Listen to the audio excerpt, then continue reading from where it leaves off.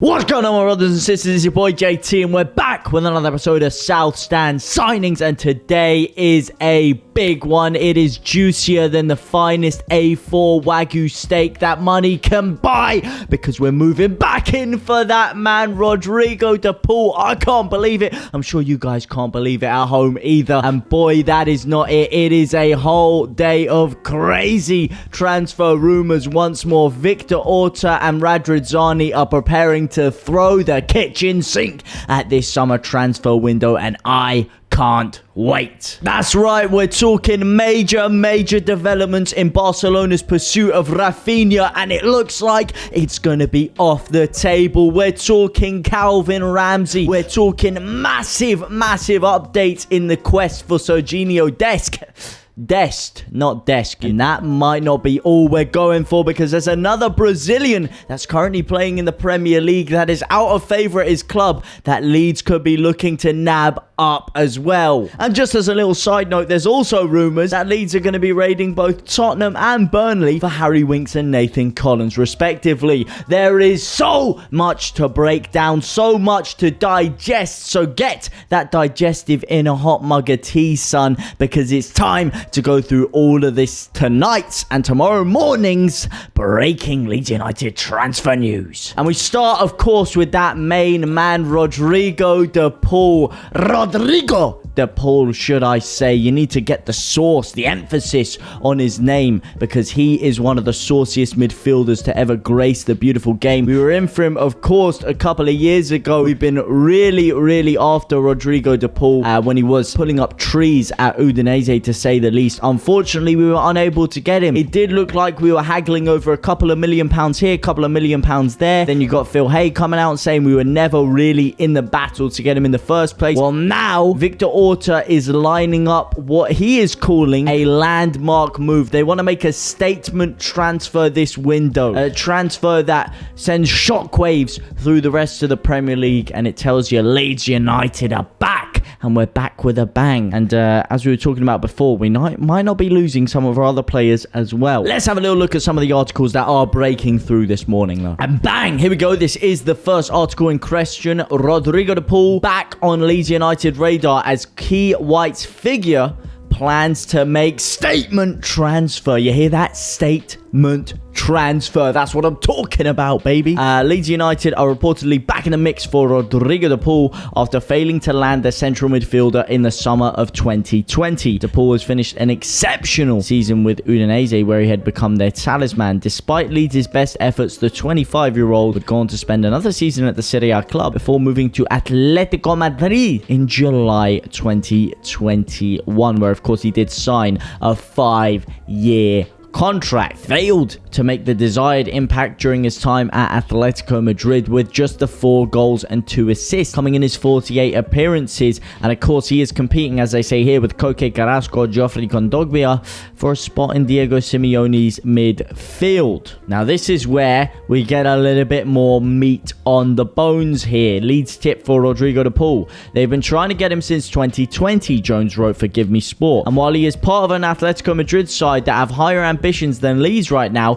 his output dropped this season, and he might just fancy a switch over. Victor Orta is a big admirer, and this could be the sort of statement Leeds look to make before big investment comes at the back end of the year. It won't be easy, but he's worth dreaming about. And then of course there's just a bunch of stuff here about Rodrigo De Paul not wanting to drop out of Champions League football, which is obvious. Now look, this is a pipe dream. He would literally be perfect in our team. Could you imagine a midfield of Brenden, Aaronson, Rodrigo De Paul and Calvin Phillips? Oh my god, that would be mouth-watering. That is top 6 quality of a midfield, and I don't want to hear anything else about it. But of course it is a bit of a pipe dream, and I'm not sure it will happen. I'm really not. I got my hopes up many times for this man, and many times they failed me. But what about you guys? Do you think there's any chance we could get him? And would you want him anyway? Let me know down in the comment section down below. Now, another story circulating late last night was that Leeds were very interested in a very talented 26-year-old Chelsea player. This is, of course,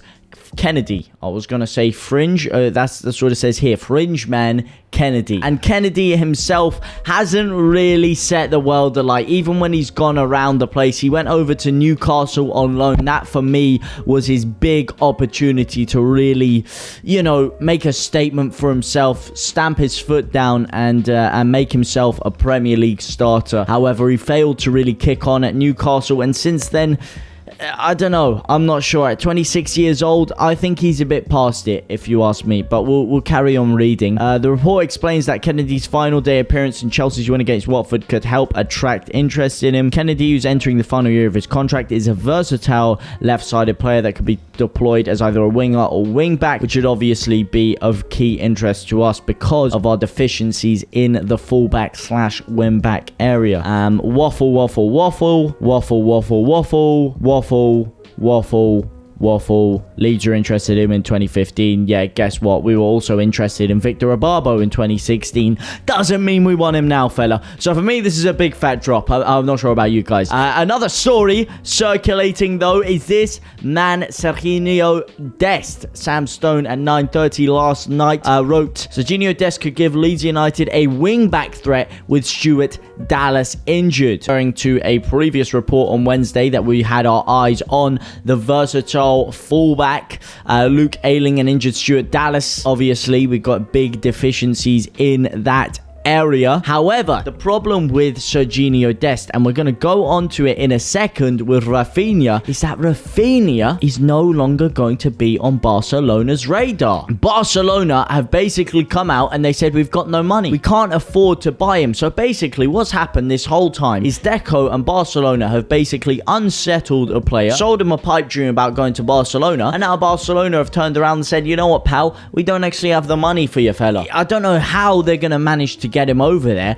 I don't know how we're going to be able to get Sergino Dest either if we're not offering Raphinha as part of the deal, because if we're going to turn around and say, can we buy Dest for you for 20 million pounds, and then they're like, well, we'll only do that if you give us Raphinha, but they're only offering to part with like 30 million euros, then we're going to have to look somewhere else. We can't afford them to just wrangle us and have such control over us. So I think this Dest thing, although it's a very exciting transfer, I think it might be off the cards. I really do. What would you do with Raphinha now? Are you keeping him for next year? Are you selling him to Barcelona? Are you selling him to Chelsea? Are you selling him to Liverpool? Because bear in mind, if we do keep him, he is going to go running down that contract, chugging it away, and he's going to only have 18 months, 12 months, 6 months. And once he's at 6 months, he can negotiate with anyone for free. So we can't afford to let him go down into the last year of the contract. So we either sell him now or we sell him in January. When do you think we're going to get the most money for him? I'm not so sure. Let me know down in the comment section down below. And speaking of selling him now, there have been 2 new emerging candidates for Raphinha's signature. That is, of course, Manchester United and Arsenal. Man United and Arsenal have emerged as suitors for Leeds United winger Raphinha this summer, according to journalist Gianluigi Longari. The Whites preserved their Premier League status. Yes, we did. Late on Wednesday night, Longari claimed that Man United and Arsenal could throw a twist into battle to sign the Brazilian. It is wholly understandable why a move to Barca would appeal to Raphinha, with some of his country's greatest ever players representing the club. Of course, Ronaldo, Ronaldinho, Romario, Rivaldo, the list is endless. It is very tough to see him heading to United or Arsenal, especially with the former being Leeds' bitter rivals. Let me tell you something, yeah. I don't think any Leeds fan under the sun would begrudge Raphinha moving abroad, moving to a Barcelona or something. But if he goes to another English club, that's when things get bitter. That's when things get salty. That's when things are looking tough. They're looking rough, like an overcooked steak. I don't see a way around that, really. So I don't really see that scum move happening. But what about you guys? How would you feel if you went to any of those 2 clubs? Here we go. This is another big news for Leeds, though. Victor Orta now eyeing second signing in the coming weeks. The Whites wasted no time in landing Prem target Brenden Aaronson. No, we did not. Of course, pending a 5-year deal at Ellen Road. Smith shared a story for the Yorkshire English Post late on Wednesday evening regarding Leeds' transfer plans, where he stated that Victor Orta is working on a number of potential signings, and the club are hoping to tick off another signing in the next few weeks. And I've heard a lot of stories from a lot of places that Victor Orta is seriously planning on getting something done within the next week. So keep your eyes out. Keep your eyes and your ears ready. already, should I say. Bear in mind, the sources are a bunch of ITK dons, and with ITK dons, it could go one or two ways. It could go one or two ways. One of those guys could just be Newcastle United and Leeds United's target, Nathan Collins. According to reports, Newcastle and Leeds are both plotting moves for Burnley centre-back Nathan Collins this summer. The defender progressed through the ranks of the Championship side Stoke City. After playing 47 times for the Potters, Burnley signed for around 12 million ahead of the 2021-22 campaign. He played 22 times in that campaign, and he gave away a penalty against Newcastle on the final day as Burnley lost 2-1. Beautiful scene of glorious emotion. Could you imagine if he gave the penalty away to keep Leeds in the league and then he signed for Leeds that summer? That would be the ultimate form of shithousery, and I'm on it just for that. However, I'm not so sure about it. I've heard he's a tidy defender, but is he any better than Koch? Is he any better than Struijk? Is he any better than Llorente? I'm not so sure. And with Struijk being pushed to the bench anyway, I'm not so sure Collins is the man. The other story that was also emerging last night about another previous target that we could be going back in for is, of course, Tottenham Hotspurs' Harry Winks. Marcelo Bielsa was linked with the move to bring Harry Winks to Leeds last summer, and now the Tottenham man is available for a bargain £20 million. Leeds are likely to bring in a number of signings this window. Could he just be one? Now, obviously, for me, this is very contingent on whether or not we let Calvin Phillips go. If we let Calvin Phillips go, we're going to need 2 or 3 good holding / box-to-box midfielders and a deep-lying playmaker. The kind of double role that Phillips allows you to have is that he's very good at box-to-box, he's a very good DM, and he's a very good playmaker. He ticks all the boxes. However, if we sold him, it would be very hard to get another player of his caliber, so we'd have to get someone that does the individual moves, and Harry Winks could just be that man. Winks is set to leave Spurs this summer, the Mail claim. Newcastle and Southampton are keen, and Spurs are requesting a fee of £20 million. And obviously, with the previous link, will we go back in for him? He's a good backup man, but as our main midfielder, I want to be looking at higher quality players. So I don't know. Let me know what you guys think about that one down below. There was rumours about Sander Berge coming as well, but again, not really seeing too much in that.